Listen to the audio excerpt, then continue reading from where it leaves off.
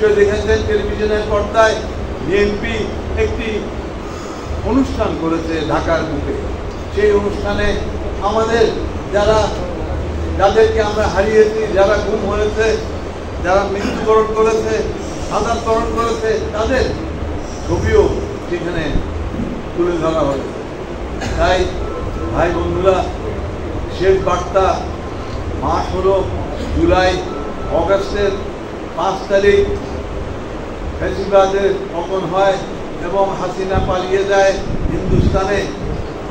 আপনারা যদি মনে করেন হাসিনা পালিয়ে গেছে দেশের থেকে, সেটা আপনাদের সম্পূর্ণ একটা ভুল ধারণা। পালিয়ে গিয়েছিল সেদিন হিন্দুস্তানের কিছু দালালেরা।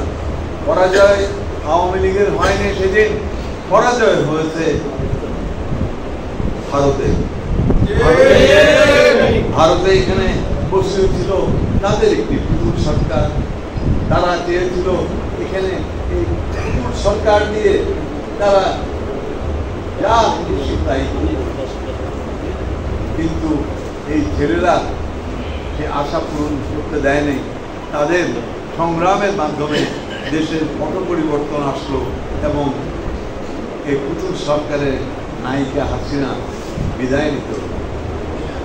তারা আগে লিখত প্রধানমন্ত্রী শেখ হাসিনা, তারপরে লিখত সাবেক প্রধানমন্ত্রী হাসিনা, এখন লেখে হলো পলাতক প্রধানমন্ত্রী।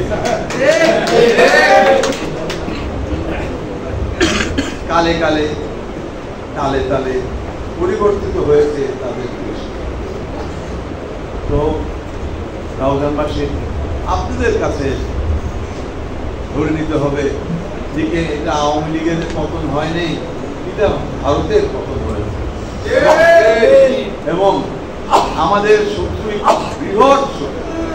আমাদের মধ্যে যদি অনৈক্য থাকে, আমাদের মধ্যে যদি বিভেদ থাকে, আবারও